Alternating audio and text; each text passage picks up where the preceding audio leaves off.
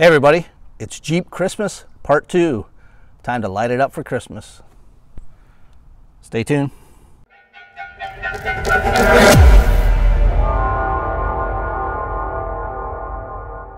Hello everybody and welcome back to my channel. This is Paul Knapp coming to you once again from the Man Cave, and we are getting ready for Christmas 2023. My last video was how I put the wreath on the back of my Jeep, and now this episode I'm going to be talking about how we light it up for Christmas. So let me show you the lights that I ordered and how I attach these. So these are the lights that I purchased last year. It's just a simple strand of LEDs. Keep in mind these do plug in with a USB port. So you're going to need a USB port, and I'll show you that, how I did that in my Jeep. Also comes with the coating system, so you can put it on strobe or flashing or chasing or whatever you want, or just have certain colors like, you know, red and green for Christmas if you like.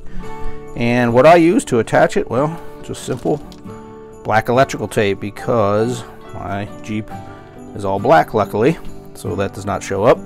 I know you can use painter's tape, but I used electrical tape last year and it held perfectly, man, even going up the highway. So let me show you how I do it. So first I'll just take a piece of electrical tape and I'll just cut about 1-2 inch strips. And then I take those and start attaching the lights. Now you can see here I already started. I brought it out the door this year as opposed to the back door, and I'll show you why.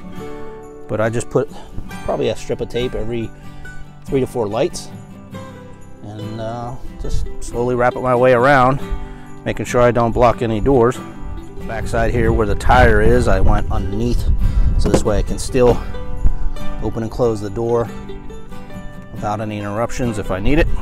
So last year when I installed the lights, I used this outlet back here in the back, and the problem with that was this is a constant on, so I had to manually come back here every time I stopped my Jeep or wanted to turn the lights off and unplug it from there, because that is a constant.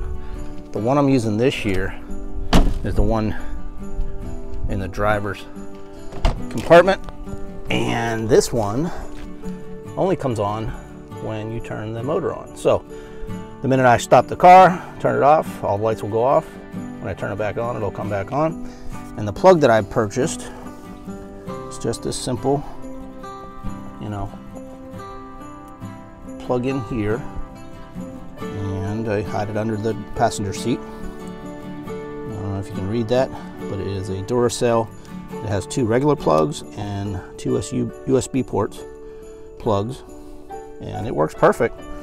I said I only used 2 strands of light, so it's not drawing all that much power, and again I'm only running it when the Jeep is on. So last helpful hint, when you're using these lights, there is a what we call lighted side, I guess, and a non-lighted side. Although you can see it a little bit on the opposite side, it's definitely much more brighter on the lit side, just like your Christmas lights.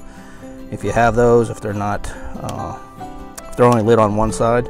So make sure you keep this nice and flat when you're installing it, and have the brighter side turned out. Just a helpful hint. Last year mine got twisted in a couple places. I wasn't paying attention. I thought it was lit on both sides, and it's really much brighter. I don't know if you can see that, but on the side that I guess looks like that and doesn't have the wire showing on the back. Let me get finished with the rest of these lights, start on the second set of lights, and I'll show you what it looks like in the daytime and light it up at night.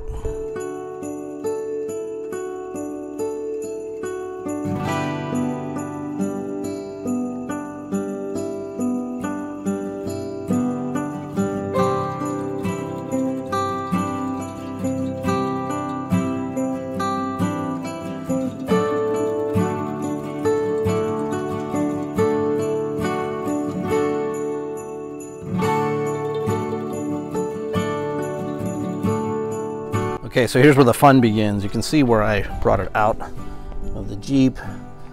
This is towards the end of the first strand, and you can see I got probably at least 25 feet left. So, you know, you don't want to double it up, or maybe you do, I don't know. It depends how many strands of lights you're going to use. I'm thinking I'm going to take it up this way and probably back to the front. But again, I don't want to lock down the hood in case I have to get to the hood, and I don't want to, not sure if I'm taking it up above the door. This is all that fiberglass plastic, so I'm not sure how that's going to stick to that. I didn't put any up there last year, but I'm going to save the top area for the second strand of lights. I'll bring them out here and take it that way and up. Okay, so you can see here I just finished my first strand. I'm bringing out the second strand of lights. And let me tell you, this was one time around with that set. I had a double back on this, went around the headlight, on top of the headlight instead of on the bottom. Came back over here, went down the door, and had enough to come up the middle. And I tucked the rest of it in just under here, so I'm hoping that tape will hold and just hide those lights up here. It finishes right there. So this second set, man, I don't know. I'm gonna have to go up and down the hood or around the roof, but I'm gonna have a ton of lights left over. I may figure out a way to take a bunch of the lights and probably wrap them around the wreath. That'll use up a lot. So, okay, so here's the finished product. Of course, it is still fairly light out, but I just wanted you to see this. This is 2 strands going around, and they are lit up. I think this is the strobe effect or wave effect, I'm not sure. But it looks much better at night. What I decided to do with this second strand is just take it up here around the passenger door, backside passenger door, and pretty much used it all roped around the wreath. So I'm hoping that looks good at night. We'll find out tonight. So stay tuned for some night video. Okay, so here it is at night.